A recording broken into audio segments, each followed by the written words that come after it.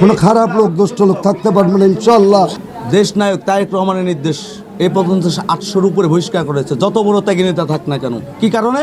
কোনো দখলবাদী চাঁদাবাদী থাকবে না।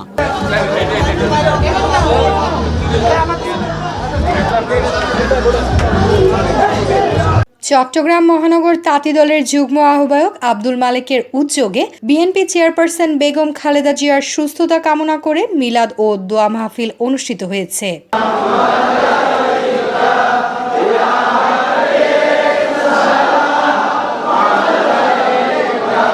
শুক্রবার বাদ মাগরিব নগরীর বাকুলিয়া আফগান মসজিদে এ দোয়া মাহফিল অনুষ্ঠিত হয়। দোয়া মাহফিল অনুষ্ঠানে প্রধান অতিথি হিসেবে উপস্থিত ছিলেন চট্টগ্রাম সিটি কর্পোরেশনের মেয়র ডাক্তার শাহাদাত হোসেন।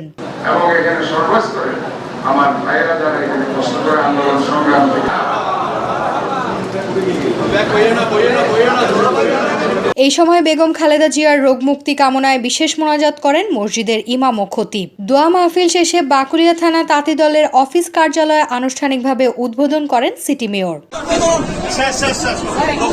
এই সময় উপস্থিত ছিলেন চট্টগ্রাম মহানগর বিএনপির নবনির্বাচিত সদস্য গাজী সিরাজ, কামরুল ইসলাম, থানা ও ওয়ার্ড বিএনপির নেতৃবৃন্দ সহ চট্টগ্রাম মহানগর তাঁতি দলের আহ্বায়ক সেলিম হাফেজ, সদস্য মনিরুজ্জামান মুরাদ। এছাড়া আরও উপস্থিত ছিলেন যুবদল, ছাত্রদল, কৃষক দল ও স্বেচ্ছাসেবক দলের বিভিন্ন পর্যায়ের নেতৃবৃন্দ। আমার তাঁতি দলের পক্ষ থেকে বার্তা হচ্ছে যে তাঁতি দলের পক্ষ থেকে যেন কোনো দুষ্টকারী, কোনো লুটতরাজ, কোনো চাঁদাবাজে, কোনো আওয়ামী লীগের দোষারোপ, কোনো খারাপ লোক থাকার দরকার নেই, কোনো ব্যক্তি থাকতে পারবে না।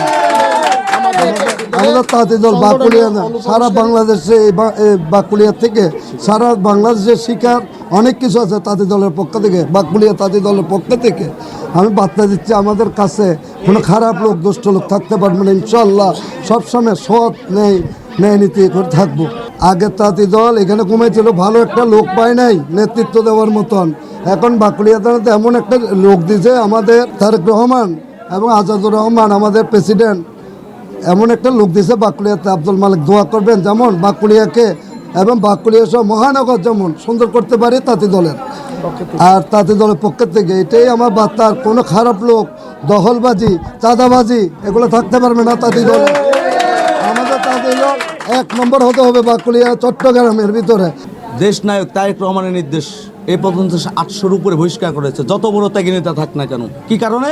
কোনো দখলবাদী চাঁদাবাদী থাকবে না।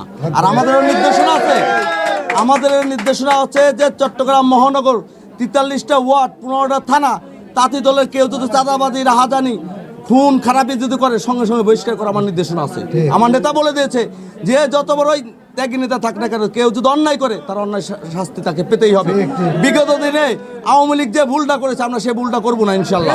আমরা জনগণের ম্যান্ডেল নিয়ে আগামী দিনে রাষ্ট্র ক্ষমতা এসে সুন্দর একটা রাষ্ট্র উপহার দেবে দেশ নায়ক তারেক রহমান। 31 দফার ভিতরে সব কিছু দেওয়া আছে ইনশাল্লাহ, এবং এটা নিয়ে কাজও চলতেছে।